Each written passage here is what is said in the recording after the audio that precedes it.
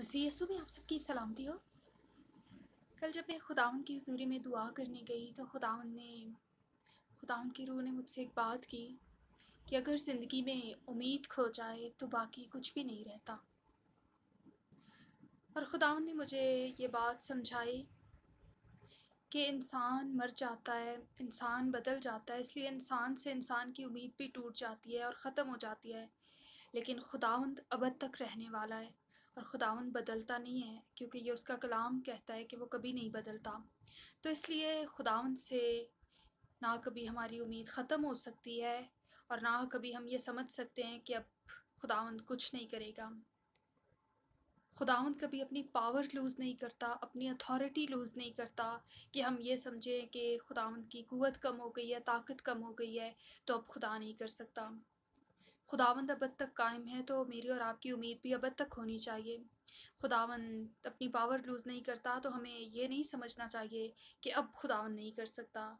हालात कुछ भी हों, आप ये बात ध्यान में रखिए कि खुदावंद का इख्तियार कम नहीं हुआ, खुदावंद की कुदरत, खुदावंद की क़ुव्वत कम नहीं हुई।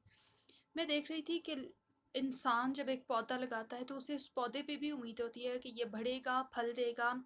लोग मेहनत करते हैं तो उन्हें अपनी मेहनत पे उम्मीद होती है कि मैं पास हो जाऊँगा, मैं कामयाब हो जाऊँगा, क्योंकि मैंने मेहनत की है।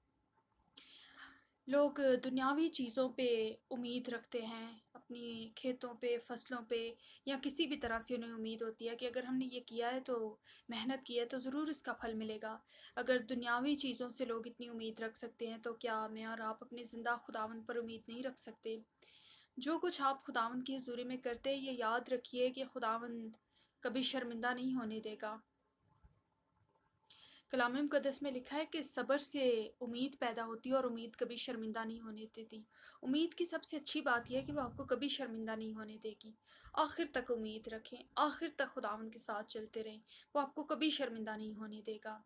अगर आपको आज लगता है कि जो कुछ मैं खुदा से मांग रहा था वो पूरा नहीं हुआ और वो खुदावंद करना भूल गया है या नहीं कर सकता, अब वक्त गुजर गया है, तो मैं आपको बताऊं कि खुदावंद से उम्मीद रखिए, वो आपको कभी शर्मिंदा नहीं होने देगा।